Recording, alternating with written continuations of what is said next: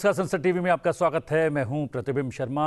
सुबह के 10 बज गए हैं और मैं हाजिर हूं अभी तक के तमाम अपडेट्स के साथ। अपडेट एट 10 में सबसे पहले नजर डाल लेते हैं आज के बड़े अपडेट्स पर। उत्तराखंड की सिलक्यारा सुरंग में फंसे 41 मजदूरों को बाहर निकालने की कवायद अंतिम दौर में। राहत कार्य सफल होने का अंदेशा, संभावना को देखते हुए मौके पर पहुंची मेडिकल टीम। संत मीराबाई जन्मोत्सव में भाग लेने के लिए प्रधानमंत्री नरेंद्र मोदी आज जाएंगे मथुरा। मीराबाई के सम्मान में डाक टिकट और सिक्का करेंगे जारी। सांस्कृतिक कार्यक्रमों में भी लेंगे हिस्सा। भारत की G20 अध्यक्षता के दौरान भारतीय नौसेना और navy welfare and wellness association द्वारा आयोजित अंतर्राष्ट्रीय थिंक क्विज का आज राजधानी दिल्ली के इंडिया गेट पर ग्रैंड फिनाले। उपराष्ट्रपति जगदीप धनखड़ होंगे फिनाले में मुख्य अतिथि।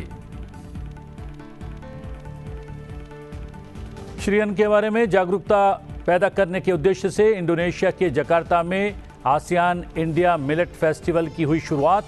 श्री अन्न के विशेषज्ञों से लेकर chef, startup ASEAN India millet festival में श्री अन्न के महत्व को अलग अलग माध्यम से करेंगे प्रदर्शित। भारत और ऑस्ट्रेलिया के बीच 5 T20 मैचों की सीरीज का पहला मुकाबला आज विशाखापट्टनम में। भारतीय टीम की कप्तानी करेंगे सूर्य कुमार यादव। अगले साल होने वाले T20 विश्व कप को देखते हुए सीरीज को माना जा रहा है महत्वपूर्ण।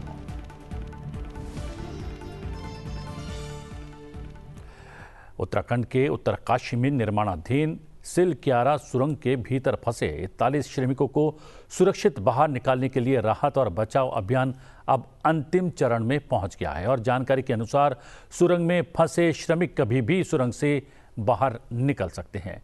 उत्तराखंड के उत्तरकाशी जिले में निर्माणाधीन सिलक्यारा सुरंग में फंसे 41 श्रमिकों को आज नई जिंदगी मिल सकती है।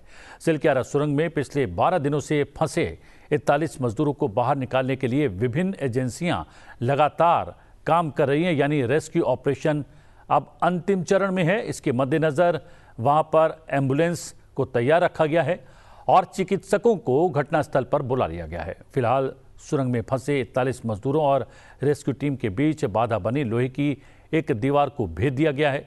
उम्मीद की जा रही है कि इस सुरंग में फंसे मजदूरों को सही सलामत बाहर जल्द निकाल लिया जाएगा। प्रधानमंत्री नरेंद्र मोदी संत मीराबाई जन्मोत्सव में भाग लेने के लिए आज मथुरा जाएंगे। वो इस अवसर पर संत मीराबाई के सम्मान में एक स्मारक डाक टिकट और सिक्का भी जारी करेंगे। प्रधानमंत्री आज शाम लगभग 4:30 बजे उत्तर प्रदेश के मथुरा में संत मीराबाई की 525वीं जयंती मनाने के लिए आयोजित संत मीराबाई जन्मोत्सव कार्यक्रम में हिस्सा लेंगे। प्रधानमंत्री संत मीराबाई के सम्मान में एक स्मारक टिकट और सिक्का जारी करेंगे। इस अवसर पर आयोजित सांस्कृतिक कार्यक्रम में भी प्रधानमंत्री हिस्सा लेंगे। ये कार्यक्रम संत मीराबाई की स्मृति में साल भर चलने वाले कार्यक्रमों की शुरुआत का एक प्रतीक है। संत मीराबाई भगवान कृष्ण के लिए अपनी भक्ति के लिए विख्यात हैं। उन्होंने कई भजनों और छंदों की रचना की जो आज भी लोकप्रिय हैं। प्रधानमंत्री नरेंद्र मोदी की अध्यक्षता में वर्चुअल G20 शिखर सम्मेलन की बैठक हुई। वर्चुअल G20 शिखर सम्मेलन में अपने संबोधन में प्रधानमंत्री नरेंद्र मोदी ने विभिन्न मुद्दों पर G20 देशों के सहयोग का जिक्र किया। प्रधानमंत्री ने कहा कि G20 ने इनोवेशन और डिजिटल टेक्नोलॉजी का समर्थन किया है। प्रधानमंत्री ने ह्यूमन सेंट्रिक अप्रोच को अपनाने पर जोर दिया। प्रधानमंत्री ने कहा कि G20 ने मल्टीलैटरलिज्म पर विश्वास और ग्लोबल गवर्नेंस रिफॉर्म को दिशा दी है। प्रधानमंत्री ने यह भी कहा कि पश्चिम एशिया में असुरक्षा और अस्थिरता की स्थिति से सभी चिंतित हैं। आतंकवाद हम सभी को अस्वीकार्य है। नागरिकों की मौत कहीं भी हो, कैसे भी हो, निंदनीय है। उन्होंने कहा कि हम आतंक और हिंसा के विरुद्ध और मानवता के प्रति आवाज बुलंद करें। प्रधानमंत्री ने कहा कि मानवीय सहायता का समय से और निरंतर पहुंचना आवश्यक है। दिल्ली में 10 सितंबर को G20 शिखर सम्मेलन के समापन सत्र के दौरान प्रधानमंत्री ने घोषणा की थी कि भारत उसकी G20 अध्यक्षता के समापन से पहले G20 नेताओं के वर्चुअल शिखर सम्मेलन का आयोजन करेगा। हम सब ने मिलकर G20 को नई ऊंचाइयों पर पहुंचाया है। अविश्वास और चुनौतियों से भरी आज की दुनिया में ये आपसी विश्वास ही है जो हमें बांधता है, एक दूसरे से जोड़ता है। इस एक साल में हमने one earth, one family, one future में विश्वास जताया है और विवादों से हटकर एकता और सहयोग का परिचय दिया है। वो पल मैं कभी नहीं भूल सकता जब दिल्ली में हम सभी ने सर्वसम्मति से G20 में अफ्रीकन यूनियन का स्वागत किया। G20 ने पूरे विश्व को इंक्लूसिविटी का जो ये संदेश दिया है वो अभूतपूर्व है।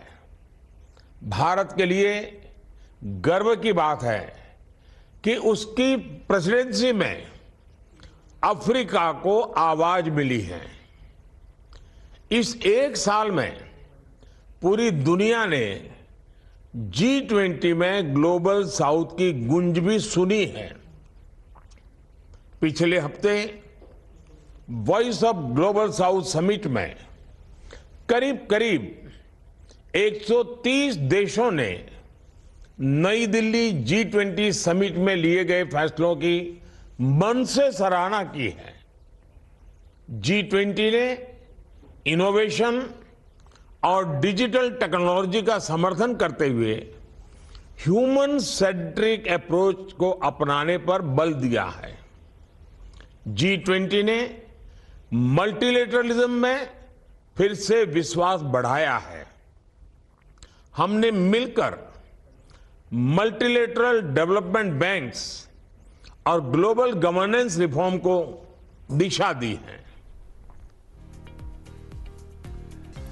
G20 वर्चुअल शिखर सम्मेलन के उद्घाटन भाषण में प्रधानमंत्री नरेंद्र मोदी ने कहा कि ये आवश्यक है कि ग्लोबल इकोनॉमी और गवर्नेंस स्ट्रक्चर को बिगर, बेटर, इफेक्टिव, रिप्रेजेंटेटिव और फ्यूचर रेडी बनाने के लिए उसमें रिफॉर्म किए जाएं। ज़रूरतमंद देशों को समय से और आसान दरों पर सहायता सुनिश्चित की जाए। 2030 सस्टेनेबल डेवलपमेंट गोल में तेजी लाने के लिए अपनाए गए एक्शन प्लान को इम्प्लीमेंट किया जाए। प्रधानमंत्री ने कहा कि पूरी दुनिया में AI के नेगेटिव इस्तेमाल को लेकर चिंता बढ़ रही है। भारत की स्पष्ट सोच है कि AI के वैश्विक रेगुलेशन को लेकर हमें मिलकर काम करना चाहिए। डीप फेक समाज और व्यक्ति के लिए कितना खतरनाक है, इसकी गंभीरता को समझते हुए हमें मिलकर आगे बढ़ना होगा।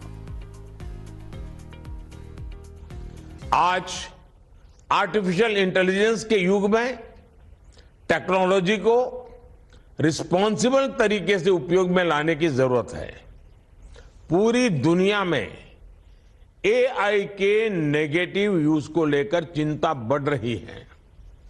भारत की स्पष्ट सोच है कि AI के वैश्विक रेगुलेशन को लेकर हमें मिलकर काम करना चाहिए।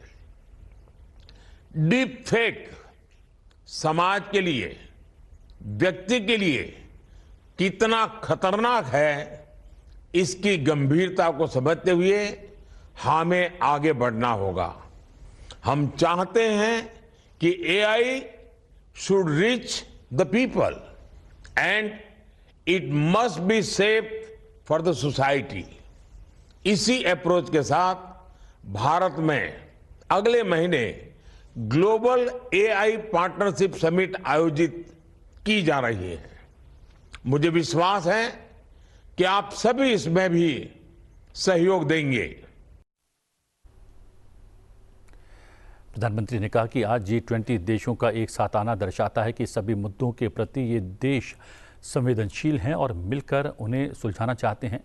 प्रधानमंत्री ने यह भी कहा कि वो विश्वास व्यक्त करते हैं कि आतंकवाद किसी भी रूप में स्वीकार नहीं होगा और आम नागरिकों की मौत की निंदा होनी चाहिए। गजा में बंधक बनाए गए 50 लोगों की रिहाई पर प्रधानमंत्री मोदी ने कहा कि भारत बंधकों की रिहाई का स्वागत करता है। उन्होंने आशा प्रकट की कि बाकी बंधकों को जल्द रिहा कर दिया जाएगा। भारत की G20 अध्यक्षता के दौरान भारतीय नौसेना और NWWA यानी कि navy welfare and wellness association ने संयुक्त रूप से अंतर्राष्ट्रीय स्तर पर थिंक यू क्विज का आयोजन किया। आज नई दिल्ली के इंडिया गेट में इसका अंतर्राष्ट्रीय प्रश्नोत्तरी का फाइनल राउंड है। इंडिया गेट पर G20 भारतीय नौसेना क्विज के ग्रैंड फिनाले में आज उपराष्ट्रपति जगदीप धनखड़ मुख्य अतिथि के तौर पर शामिल होने वाले हैं। 21 नवंबर को G20 थिंक क्यू अंतर्राष्ट्रीय सेमीफाइनल का आयोजन G20 इंडिया सचिवालय में किया गया था, जिसमें 24 टीमों ने रोमांचकर प्रश्नोत्तरी में कई दौर में हिस्सा लिया। इसमें यूरोपीय संघ, सऊदी अरब, इटली, ब्राजील, जर्मनी और सिंगापुर की टीमों ने हिस्सा लिया और फाइनल के लिए अपना स्थान सुरक्षित कर लिया। हम बता दें कि इससे पहले 18 नवंबर को मुंबई के गेटवे ऑफ इंडिया पर राष्ट्रीय प्रतियोगिता का आयोजन किया गया। आइए आपको दिखाते हैं उस प्रतियोगिता की एक खास झलक।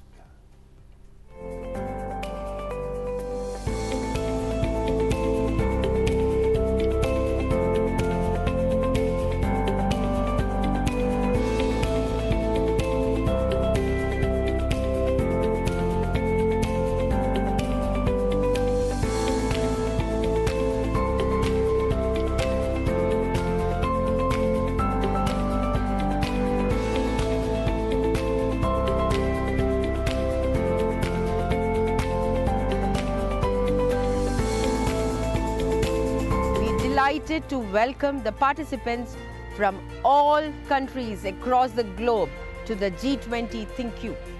Your presence here is of great value to us.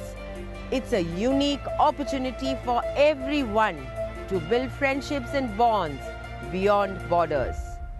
G20 Think You, the flagship event of NAVA in collaboration with Indian Navy, aims to enable students to be future ready, lifelong learners and develop qualities of teamwork and leadership. Partnering with G20 is indeed a matter of great privilege to us. While the G20 represents a forum for international cooperation, we at NAVA also plan to collaborate, learn and draw inspiration from one another.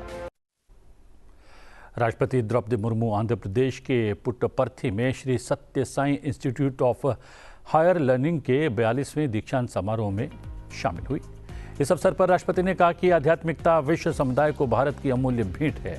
हमारे देश में समय समय पर महान आध्यात्मिक विभूतियों ने सदाचार, करुणा और परोपकार का संदेश दिया है।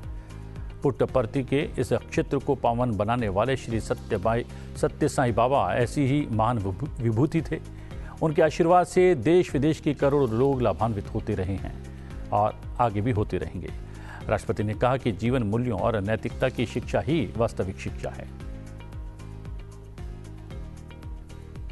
बच्चों के व्यक्तित्व निर्माण में लगे अपने जीवन के इस कालखंड को मैं विशेष महत्व देती हूँ। मेरा निजी अनुभव है कि जीवन मूल्यों और नैतिकता की शिक्षा देने ही वास्तविक शिक्षा है। जिस तरह भवन के निर्माण के लिए मजबूत नींव जरूरी है, उसी तरह जीवन के निर्माण के लिए नैतिकता और जीवन मूल्यों की आधारशिला भी अनिवार्य है। सत्य, सदाचरण, शांति, स्नेह और अहिंसा के जीवन मूल्यों को प्रत्येक विद्यार्थियों के जीवन में संचारित करने का प्रयास इंटीग्रल एजुकेशन का प्रमुख लक्ष्य होता है। भारतीय परंपरा में एक महत्वपूर्ण कथन है, सा विद्या विमुक्तये, अर्थात वास्तव में विद्या वही है जो मुक्ति प्रदान करती है। अज्ञान, अहंकार, क्रोध, लोभ, मोह और ईर्ष्या सहित हर प्रकार के विकारों से मुक्ति ही विद्या का वास्तविक परिमाण है। जो सही अर्थों में विद्यावान होता है और विनयशील होता है। जैसे कि कहा जाता है, विद्या ददाति विनय, परोपकारी होते हैं और संवेदनशील होता है। आपके इस संस्थान में मानवीय तथा आध्यात्मिक मूल्यों को आधारभूत महत्व दिया जाता है। इसीलिए इस उच्च शिक्षण संस्थान सही अर्थ में विद्या मंदिर है। जम्मू कश्मीर में आतंकवादियों के साथ मुठभेड़ में भारतीय सेना के 4 जवानों ने अपनी शहादत दे दी है। इन जवानों ने मुठभेड़ के दौरान महिलाओं और बच्चों को बचाने की प्राथमिकता को कायम रखा। सेना के बयान में कहा गया कि विशिष्ट खुफिया जानकारी के आधार पर 19 नवंबर 2023 को राजौरी जिले के कालाकोट क्षेत्र के गुलाबगढ़ जंगल में संयुक्त अभियान शुरू किया गया। 22 नवंबर को आतंकवादियों का पता चला और गोलीबारी शुरू हो गई। मुठभेड़ के दौरान शहीद होने वाले 2 कैप्टन, 1 हवलदार और 1 जवान शामिल हैं।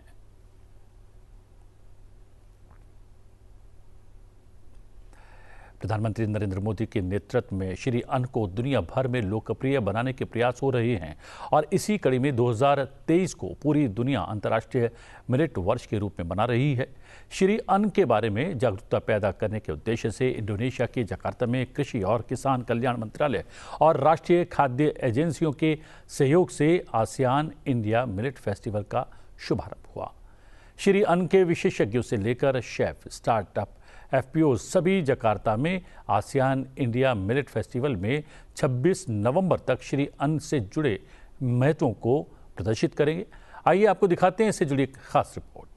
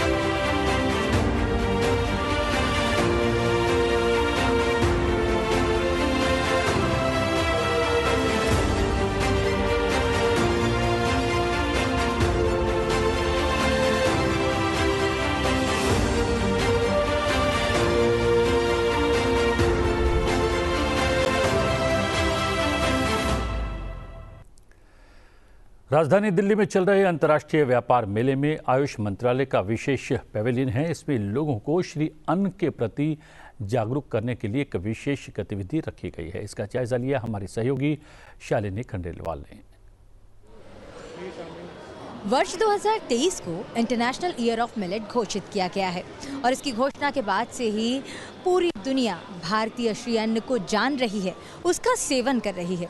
श्री अन्न में पोषक तत्व प्रचुर मात्रा में होते हैं और इसलिए सिर्फ भारत ही नहीं बल्कि दुनिया के कई देश, कई लोग इसके बारे में जानकर इसका सेवन कर रहे हैं और अपने स्वास्थ्य को बढ़ा रहे हैं, उसको मजबूत कर रहे हैं।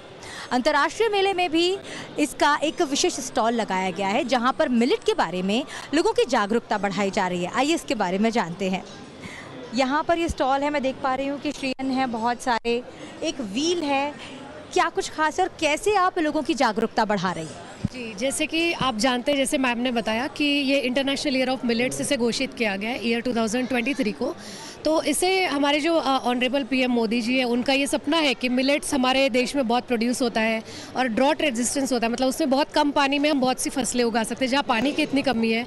और ये साथ ही साथ बहुत न्यूट्रिएंट रिच भी होता है, इसमें हाई फाइबर, प्रोटीन, कैल्शियम, ये सारी चीज़ें मिलती है। साथ ही जो लाइफस्टाइल डिसऑर्डर होते हैं हमें, जैसे ब्लड प्रेशर, शुगर, इन सब से सब पीड़ित रहते हैं, तो इस तरह के खान पान में चेंजेस करके वो एक बहुत ही हेल्दी लाइफस्टाइल अपना सकते हैं। सो हमने एक हमारा जो राष्ट्रीय आयुर्वेद विद्यापीठ का ये काउंटर है जिसमें हम आयुर्वेद से जुड़े हुए, तो आयुर्वेद के थ्रू हम बताना चाहते हैं कि किस तरह आप इसका सेवन कर सकते हैं और एक तरीका होता है कि आप मिलेट्स किस तरह खाते हैं। ऐसे नहीं कि क्योंकि इसमें ग्लूटेन बहुत कम होता है जैसे कि हमारे मैदे में या आटे में होता है, तो इसकी बाइंडिंग के लिए हमें कुछ ना कुछ यूज़ करना होता है या उसको कैसे लेना चाहिए, इसके बारे में आयुर्वेद में बताया गया है। तो हम इस काउंटर में एक एक्टिविटी रख रहे हैं जिसमें कि स्पिनिंग व्हील है, जिसमें हमें ये इस व्हील को स्पिन करना होता है और जो भी मिलेट इसमें आता है तो हमें उसके बारे में 3 क्वेश्चंस पूछते हैं ताकि हम उनसे ये आइडेंटिफाई करवा सकें। और ये मेन इसका मोटो है कि लोग मिलेट्स को जाने और उसको आइडेंटिफाई करें, ताकि वो आइडेंटिफाई करके उसे रेगुलर अपने रूटीन में यूज़ कर सके और एक बहुत अच्छी हेल्दी डाइट ले सके। तो मैं जैसा कि मैं देख पा रही हूँ कि यहाँ पर बहुत सारे मिलेट्स हैं जिनके बारे में शायद सभी को जानकारी नहीं होगी। मैं खुद यहाँ पर कुछ ही मिलेट्स को पहचान पा रही हूँ, तो चाहूँगी कि आप इसके बारे में बताएं, साथ ही इनमें क्या पोषक तत्व हैं जिनसे सभी को फ़ायदा हो सकता है उसके बारे में। ज़रूर मैडम, ये जो मिलेट्स है ये सबसे ज़्यादा मतलब न्यूट्रिएंट रिच है। इसको हम स्मॉल सीडेड सीरियल्स भी कहते हैं क्योंकि इसके सीड्स बहुत स्मॉल होते हैं, मोटा अनाज जिसे हम हिंदी में कहते हैं। सारे मिलेट्स जो है ग्लूटेन फ्री होते हैं क्योंकि इसमें ग्लूटेन नहीं होने से जिन्हें ग्लूटेन की सेंसिटिविटी होती है, जैसे जो मैदा और आटे से जो आज बीमारियां हो रही है वो नहीं होती है। एक चीज़ होती है इसमें से बाइंडिंग की कमी होती है, तो उसके लिए हमें कुछ इंग्रेडिएंट्स उसमें ऐड ऑन करने होते हैं, तो उसको करके हम उसके जो गुण है वो भी एनहांस कर सकते हैं। तो आज हम जानेंगे, जैसे हमने यहाँ पे 6 मिलेट्स रखे हुए हैं। दिस इज़ ज्वारी। ज्वारी में बहुत ही हाई रिच मतलब फाइबर होता है, प्रोटीन होता है, and it is good for diabetes. इसके लिए भी अच्छा होता है। वेट मैनेजमेंट, क्योंकि इसमें हाई फाइबर होता है इसलिए वेट मैनेजमेंट, जिनको ओबेसिटी है उनके लिए काफ़ी अच्छा है। दिस इज़ रागी। रागी जैसे मस्टर्ड सीड जैसे दिखता है, but people confuse with this, but this is ragi. And इसकी रोटी बनती है, इसकी बहुत सारी चीज़ें रेसिपीज़ भी अवेलेबल है, and it is very rich in calcium, protein. It is good for hair and skin also. So ये दिस इज़ एक वरदान है, एक फीमेल्स के लिए एक वरदान भी कह सकते हैं आप इसे। और ये समाक की चावल है जिसे हम नवरात्रि में या जैसे हमारे फास्टिंग होता है उसमें यूज़ करते हैं, and it is good for digestion also, weight loss, digestion, इन सब के लिए भी बहुत अच्छा काम करता है। एंड जैसे मैं देख पा रही हूँ यहाँ पे समाक के चावल जैसा ही एक दूसरा अनाज भी दिख रहा है, ये भी मोटा अनाज है, ये कौन सा अनाज है? दिस इज़ फॉक्सटेल मिलेट, जिसे हम कंगुनी भी कहते हैं हिंदी में, and it is very good for skin and hair. और इसमें विटामिन B12 बहुत काफ़ी मात्रा में होता है, जिससे आपके हार्ट हेल्थ काफ़ी अच्छी रहती है और आपका जो नर्वस सिस्टम है उसके लिए बहुत बेनिफिशियल कहा गया है। तो आप इसको डेली रूटीन में राइस से भी आप इसे रिप्लेस करके ले सकते हैं। बाजरा में क्या कुछ खास होता है, सर्दी में खाया जाता है क्योंकि ये बहुत एक गर्म है ये अनाज, तो इससे और क्या कुछ फ़ायदे? बाजरा देखिए हम सारे सीजन्स में नहीं ले सकते, जैसे ज्वार हम ऑल सीज़न में ले सकते हैं, वो उसका कोई नुकसान नहीं क्योंकि उसकी तासीर जो है थोड़ी ठंडी होती है, लेकिन इसकी तासीर गर्म होने से क्या होता है, राजस्थान में मेनली ये खाया जाता है क्योंकि वहाँ पे ऑल टाइम गर्मी ज़्यादा होती है, तो ये। लेकिन जो नॉर्मल सीजन्स है, जैसे हमारे कल्चरल डिफरेंसेस है, हमारे अलग अलग स्टेट्स है, उसमें जब ठंड होती है तभी खाया जाता है क्योंकि इसकी तासीर गर्म होती है। और ये अनेमिया के लिए बहुत अच्छा है क्योंकि इसमें रिच फोलिक एसिड, आयरन और प्रोटीन काफ़ी मात्रा में होता है, तो ये आयरन के लिए बहुत अच्छा है, जिनको एनीमिया है, ओबेसिटी के लिए बहुत अच्छा है। और सारे मिलेट्स जो है वेट मैनेजमेंट में बहुत अच्छा काम करते हैं। एक आखिरी मिलेट जिस पर हमने अभी तक बात नहीं की वो ये है, ये कौन सा मिलेट?